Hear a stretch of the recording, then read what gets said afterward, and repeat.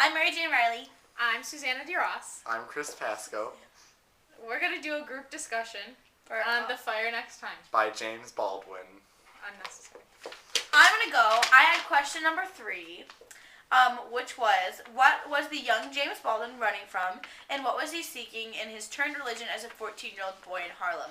Well, I think the first part of the question, like, what was he running from? I think he was running from, obviously, his situation and his home life, if you could call it, like, where he grew up on the avenue and stuff, where he was basically surrounded with every bad influence a kid, especially when you're a teenager, you have so many influences anyways, but he had every single one, like, at his front door at all times, like the pimps and the prostitutes and the drugs and alcohol and everything was right, it was at his fingertips all the time, and that, when he found all these bad things, like, so much pressure was coming from him, but he turned, instead of becoming a bad person, he turned it all around and became a better person because of it. It made him stronger instead of weaker, which in most people, they would just, like, give into the pressure and stuff. So I think he did something that's really hard for, especially, like, our generation stuff, when we're, like, 14, especially in, like, Harlem and stuff, hard it would be, like, to turn away from it, when everyone, especially your best friends, like, if your best friends are influencing you so much and they're doing these things or whatever, and he saw the bad in it, and he sought after the church instead of seeking after other things. So he sought after, like,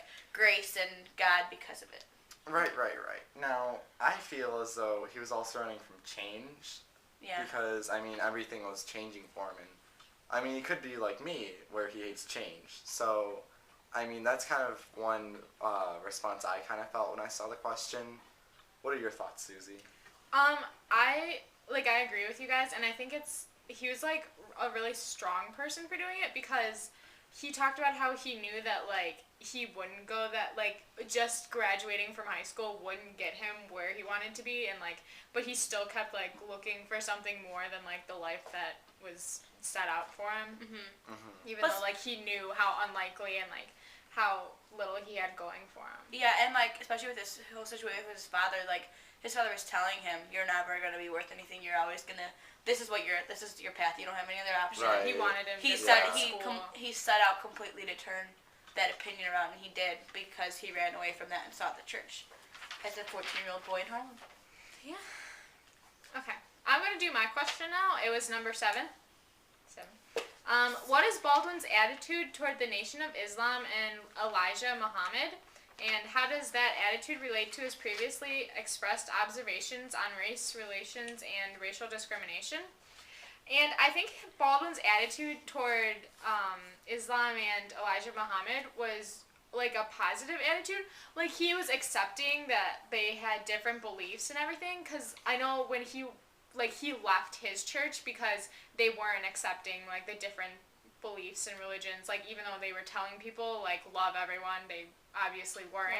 Like, they were just, like, excluding, they were, like, excluding, like, different races, like, against white people, and that's, like, exactly what Elijah Muhammad was, like, teaching. Like, everything's the fault of white people, like, the white people are devils.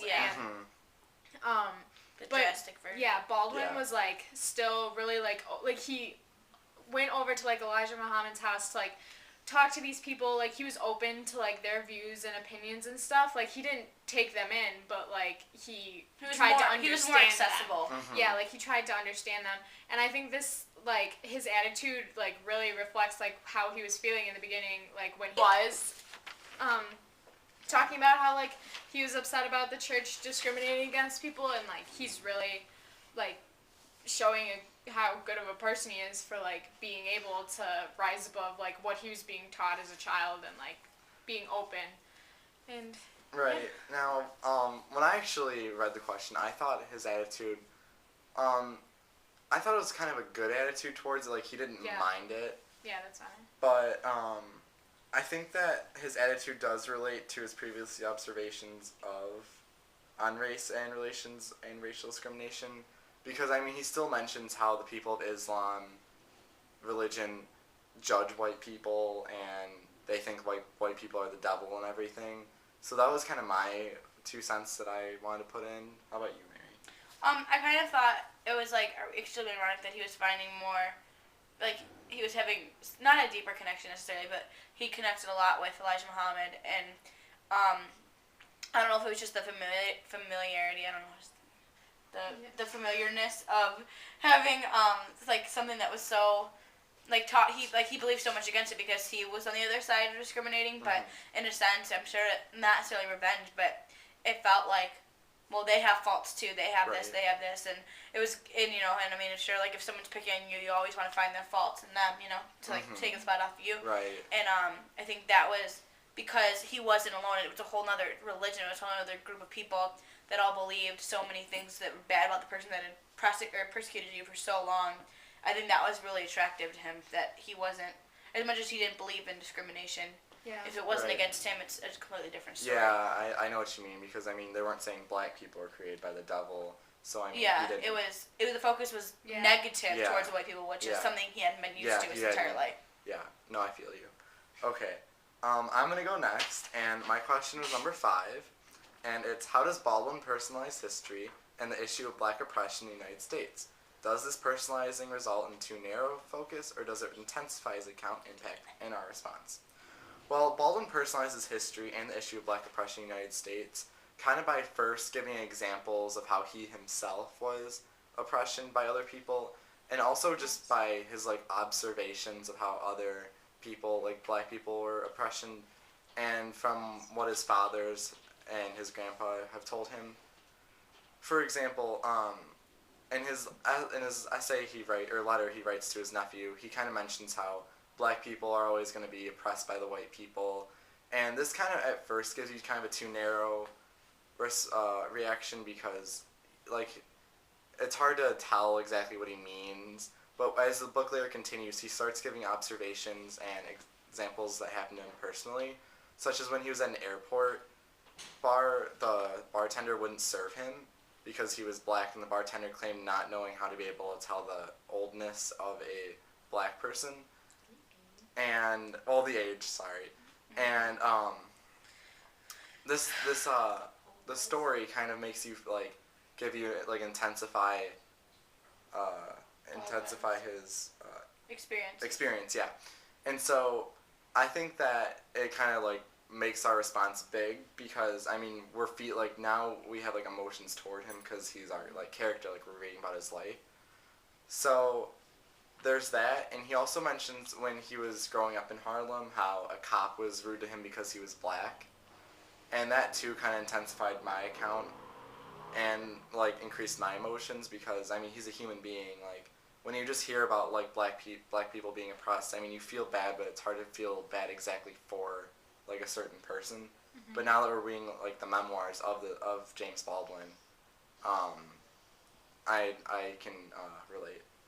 Yeah, and sorry, I was gonna say like he has like his accounts that like make you feel bad for him, like you said, but then it's like because we know like history and like other things that like can contribute to that and like back it up, and it's like it doesn't get too narrow and stuff, because you have like this broad idea of what was going on, but then you can focus on the main character because he does personalize it somewhat, but it's not like too narrow.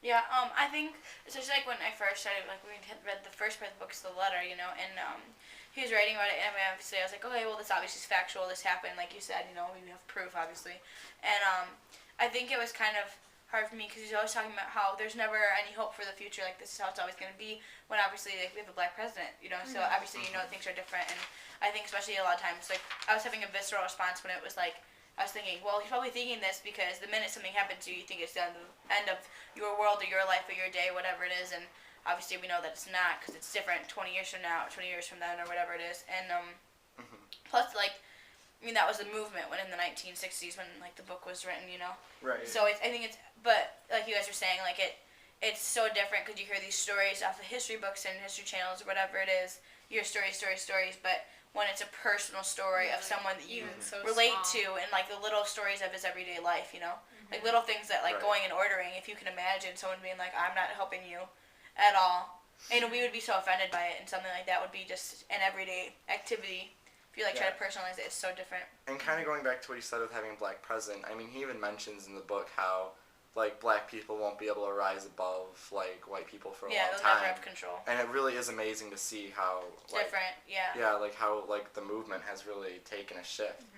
But I mean, as far as the book goes, I really do think that you get a good